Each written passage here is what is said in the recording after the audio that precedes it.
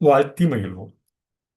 இன்று 46,000 ஆண்டுகளுக்கு முன்பு அறிவுசார் மனிதர்கள் எவ்வாறு ஐரோப்பாவில் குடியேறிய காலம் என கூறுகிறோம் என்பதை தங்களிடம் பகிர்ந்து கொள்கிறோம். இந்த பதிவு சவுத்தாம்ப்டன் பல்கலைக்கழகம் தொடர்பதிவாக நமது காலநிலை, மனிதர்களின் அறிவாற்றல் நிலையில் காலந்தோறும் அறிய வேண்டிய நிலையில் இது ஆங்கிலத்தில் பயிர்ந்தது. இந்த செயல்மன்றம் என்ற இணையதளம் தொடர்ந்து கிட்டத்தட்ட 1380 கோடி ஆண்டுகளிலிருந்து இன்று 46,000 ஆண்டு என்ன அந்த நிகழ்வு நடந்திருக்கிறது.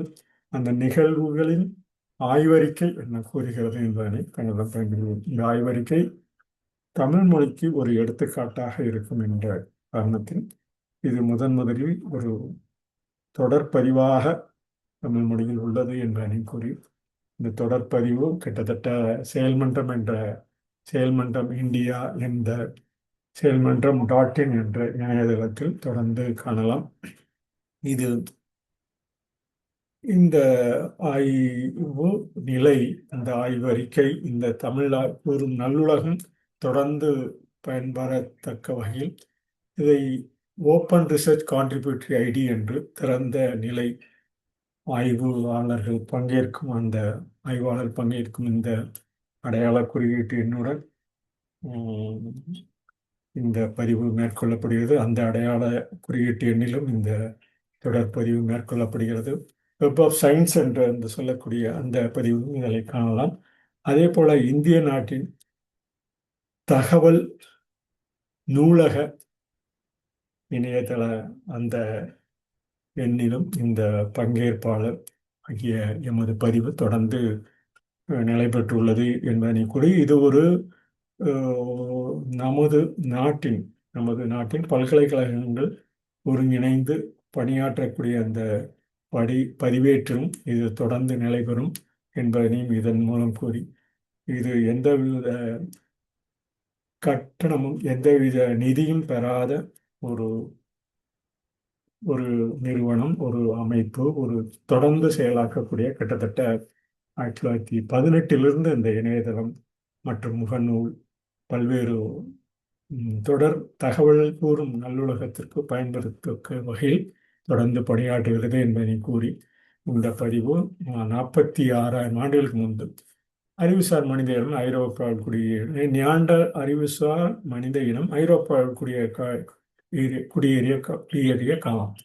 கிட்டத்தட்ட மனித இனம் தோன்றியது ஆப்பிரிக்காவிலிருந்து தான் என்பதனை தற்கால அறிவியல் அறிஞர்கள் கூறுவதற்கேற்ப இந்த சவுத்தாம்ப்டன் பல்கலைக்கழகம் பகிர்ந்துள்ளது. இவை எவ்வாறு நமது புவி நிலைத்துள்ளது என்பதற்குண்டான அறிகுறியாக தொடர்ந்து இந்த பதிவை மேற்கொண்டோம். ஒன்றாக இருந்த புவி எவ்வாறு பிரிந்து கண்டம் துண்டமாக மாறி ஒவ்வொரு காலகட்டத்திலும் நிலைத்துள்ளது என்பதனை ஆண்டுக்கணக்கான ஆண்டுகளாக தோன்றிய இந்த 480 கோடி ஆண்டுகள் 450 கோடி ஆண்டுகளுக்கு முன்பு ஒன்றாக இருந்த ஒரு நிலப்பரப்பும் பிரிந்து எவ்வாறு நீரும் பனியுருகிய காலத்திலிருந்து பிரிந்து நிலப்பகுதியும் நீர்ப்பகுதியும் எவ்வாறு நிலைத்துள்ளது என்பதற்குண்டான ஒரு பதிவு.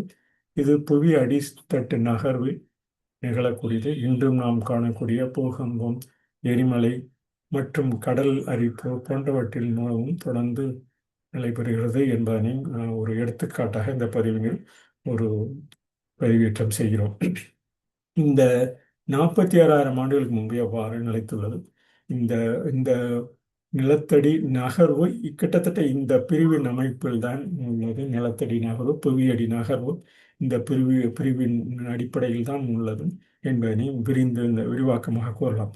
இந்த புவியடி நகர்வு இந்த தென் அமெரிக்கா, ஆப்பிரிக்காவின் நகர்வு கிட்டத்தட்ட அந்த நகர்வும் அந்த புவி ஒன்றாக இருந்தவை பிரிந்த அமைப்பும் நிலப்பகுதியும் இந்த நீரின் ஓட்டத்தில் நிலத்தடி புவியடி நகர்வில் எவ்வாறு நிலைப்பட்டுள்ளது என்பதும், அதே போல இந்தியாவின் இந்த ஆப்பிரிக்காவிலிருந்து பிரிந்தும் ஆஸ்திரேலியாவிலிருந்து பிரிந்தும் நகர்ந்து செல்லக்கூடிய இந்திய அமைப்பும் இந்திய தீபகற்பமும் என்று சொல்லக்கூடியவையும் ஒரு தொடர் நிகழ்வில் இமயமலையில் மோதி எவ்வாறு இந்த இமயமலை உயர்வுக்கும் ஒரு காரணம் என கூறி இந்த பதிவினை தொடர்ந்து பகிர்ந்து வருகிறோம்.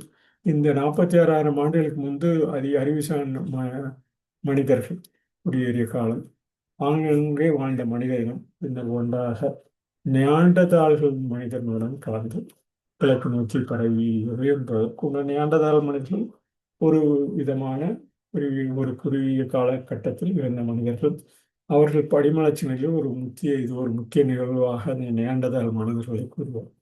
இந்த காலகட்டம் முக்கிய அறிவியல் தரவுகள், சான்றுகள், பல்வேறு நிலையில் தொல்லியல் சான்றுகள் இந்த பல்கேரிய நாட்டின் பகுதிகள், அதாவது பாச்சோகிரோ குகை என்ற பல்கேரிய நாட்டின் அந்த பதிவில் ஆய்வாளர்களுக்கு அந்த பதிந்தவற்றை இந்த இந்த பாச்சோகிரோ குகை என்ற பல்கேரிய தென்கிழக்கு ஐரோப்பாவில் கண்டுபிடிக்கப்பட்டுள்ளதை இந்த பகுதியில் மேற்கொள்கிறேன். இவை பாச்சோகிரோ குகை ஆராய்ச்சியின் 3 முக்கிய பிரிவுகளாக கூறலாம். முதல் பிரிவு தாயணை. தாயணை என்று சொல்லக்கூடிய டிஎன்ஏ, தமிழ் மொழியில் தாயணை என்று அனைத்து தமிழ் கூறும் நல்லுடன் ஏற்றுக்கொண்ட அந்த தாயணை என்ற சொல் டிஎன்ஏ மூலம் ஒரு முழுக்காட்டும் உண்மைகளை, பழமையான மரபணு கொண்ட இந்த தன்மையினை, இந்த படிமங்களிலிருந்து பெறப்பட்ட தாயணை ஐரோப்பாவில் இதுவரை வரிசைப்படுத்தப்பட்ட மனித மரபணுக்களிலேயே மிக பழமையானது ஆகும்.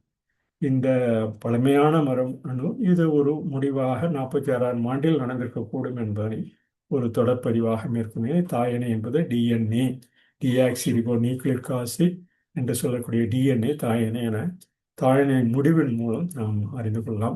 இது ஆப்பிரிக்க தொடர்பு உடையது. இந்த மனிதர்கள் இன்றைய கிழக்கு ஆசியர்கள் மற்றும் அமெரிக்க பழங்குடியினருடன் நெருங்கிய மரபணுக்களை தொடர்பு கொண்டுள்ளன. இவையெல்லாம் இந்த நிலப்பிரிவின் மூலமும் தொடர்ந்து நிலை பெற்ற நிலை. இந்த வகைக்கு இந்த பார்த்தோம் என்றால் தெரியும், இந்த பல்கேரியா நாட்டு குகையின் அமைப்பு இன்றும் நமது சுற்றுலாத்தலமாக அந்த நாட்டில் உள்ளது. அழிந்து போன இனம் இவர்கள் தற்கால ஐரோப்பியர்களின் முன்னோடிகள் அல்ல என்றும், பணிபுரிய காலத்திற்கு பின்னர் முற்றிலும் அழிந்து போன ஒரு தனி மனித இனம் என்று ஆய்வுகள் கூறுகின்றன. இவ்வாறான ஆய்வுகள் தொழில்நுட்ப மாற்றத்தினால் தொடக்க மேல்நிலை பழமை வாய்ந்த கற்காலம் எனவும் இந்த பதிவினர் கூறலாம். இந்த பகுதி கிட்டத்தட்ட இன்றும் சுற்றுலாத்தலமாக நிலை பெற்றுள்ளது. அந்த குகை அந்த குகையின் மூலம் அங்கு கண்டுபிடிக்கப்பட்ட விலங்குகள் கூர்மையான கத்தி போன்ற கருவிகள் மூலமும் அதை ஈட்டிகள் பயன்படுத்தி உள்ளனர் என்பதற்குண்டான சான்றுகளை இந்த சுற்றுலாத்தலத்தில் காணலாம்.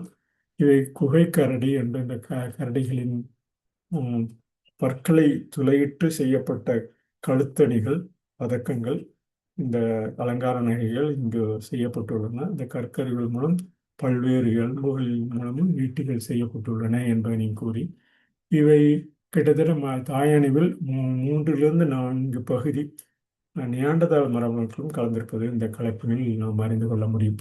இந்த நியாண்டதாலுக்கு உண்டான நெருங்கிய தலைமுறையின இந்த பாச்சோகிரா குகை மனிதர்களின் தாயணிவில் நிலை பெற்றுள்ளது என்பதற்குண்டான ஒரு குறிப்பிட்ட அளவு 3 முதல் 4 வரை நியாண்டதால் மரபணுக்களும் கலந்திருப்பது இதன் மூலம் தெரியலாம்.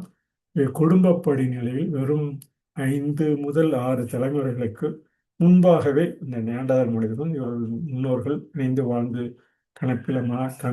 மனித இன கலப்பு இனமாக தொடர்ந்து நிலை பெற்றுள்ள இவ்வாறான நிலை பெற்றவைதான் நாம் கூறக்கூடிய பண்பாட்டு பரிமாற்றம். பிற்கால மனிதர்கள் நகைகளை செய்யும் தொழில்நுட்பத்தை நியாண்டதால் மனிதர்கள் பார்த்து பழகியிருக்கலாம் என்று புதிய கருத்தையும் இந்த ஆராய்ச்சி உருவாக்கியுள்ளது என கூறி, இந்த பதிவினில் உள்ள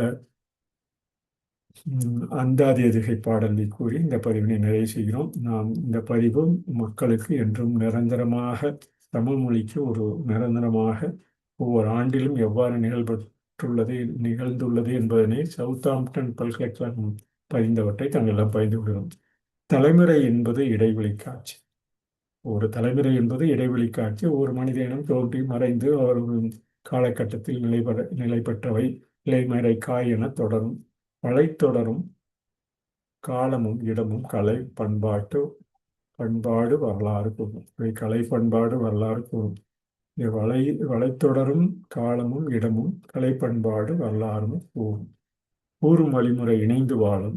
ஊரும் உமிழ்நீர் சுரப்பி கலப்பு. ஆறும் நீரும் வாய்க்கால் வாய்ப்பு. மாறும் தன்மை பண்பாட்டு வாயில். இவ்வாறு ஒவ்வொரு நிலையும் மாறும் தன்மை பண்பாட்டு வாயிலாக நிலை பெற்றுள்ளது. வாயில் தோரணம் தாயணை மரபணு காயில் கனிந்த இனிய சோலை ஆயினும் இது ஒரு நொடி ஆயிரம் ஆயிரம் ஆயிரம் ஆண்டு தொடரின் தொகுப்பு. தொகுப்பு தேர்வு மூலச்சேர்க்கை பகுத்து உண்டு பல்லுயிர் வளமும் பகுத்து வளர்த்த சான்றோர் வாழ்வு பகுதி குறியீடு தகவல்களும் சேரும். இவ்வாறான பகுதி குறியீடு தகவல்களும் சேரும் என கூறி, தலைமுறை என்பது இடைவெளி காட்சி இலைமறை காய் என தொடரும் வளைத்தொடரும் காலமும் இடமும் கலை பண்பாடு வரலாறு கூறும் கூறும் வழிமுறை இணைந்து வாழும் ஊறும் உமிழ்நீர் சுரப்பி கலப்போம் ஆறும் நீரும் வாய்க்கால் வாய்ப்போம் மாறும் தன்மை பண்பாட்டு வாயில் தோரணம் தாயணை என்று சொல்லக்கூடிய டிஎன்ஏ மரபணு காயில் கனிந்த இனிய சோலை ஆயினும் இது ஒரு நொடி ஆயிரம் ஆயிரம் ஆண்டு தொடரின் தொகுப்பு தேர்வு மூலச்சேர்க்கை பகுத்து உண்டு பல்லுயிர் வளமும் பகுத்து வளர்த்த சான்றோர் வாழ்வு பகுதி குறியீடு தகவலும் சேரும் என கூறி இந்த 46,000 ஆண்டில் என்ற இந்த பதிவினை நிறைவு செய்கிறோம். இந்த பதிவு குறியீட்டிலெல்லாம் இன்று முதல் அந்த சுழலியல் கணக்கியல் ஆதாரத்துக்கும் அதனுடைய அடிப்படையில் ஒவ்வொரு நொடிப்பொழுதும் இது எவ்வாறு சேர்க்கப்பட்டு உள்ளது என்பதற்குண்டான ஒரு கணக்கீட்டு முறையும் இன்று முதல் இந்த சுழலியல் கணக்கீடு முறை the system of economy accounting என்று ஆங்கிலத்தில் கூறப்பட்டிலும் இந்த பகுதியெல்லாம் இது போன்ற தொடர் நிகழ்ச்சி இதற்கு முன்பு செய்திருந்த போதிலும் இந்த சிஸ்டம் ஆஃப் எக்கனாமி அக்கவுண்டிங் சுழலியல் பொருளாதாரமும் நமது தொல்லியல் ஆதாரங்களும் ஒன்றிணைந்த ஒரு கணக்கியலாக பல்வேறு துறைகள் ஒருங்கிணைந்த ஒரு கணக்கீட்டு முறையினை இந்த பதிவுகளில் மேற்கொள்கிறோம். இவை ஒரு குறிப்பிட்ட ஒரு தொகை கொண்டு அந்த தொகையின் மூலம் எவ்வாறு இந்த கார்பன் கரியமில வாயு எவ்வாறு கிடைக்கிறது நீர் எவ்வாறு கிடைக்கிறது அதை எவ்வாறு நாம் பயன்படுத்துகிறோம் இயற்கை மூலதனம் என்று சொல்வதை விட மூலதளத்தில் நாம் கிடைக்கிறது எவ்வாறு என்பதனை இந்த சுழலியல் கணக்கீடு முறை இன்று முதல் ஆங்கிலத்திலும் அந்த கணக்கீட்டு முறை ஒரு சிறு பகுதியாக எவ்வாறு சுழலியல் சொத்துக்களாகும் சுழலியல் நாம் பொறுப்படுத்தி கொண்டு அதை கழிக்கும் அந்த தொகுத்து பற்று வரவு என்று சொல்லக்கூடிய அந்த பதிவிலும் நிலைபெறுத்தி நிலை பெருக்கத்துடன் இவை இன்று முதல் இந்த பதிவிலும் செயல்மன்றம் என்ற இணையதள பதிவிலும் தொடர்ந்து மேற்கொள்ளப்படுகிறது.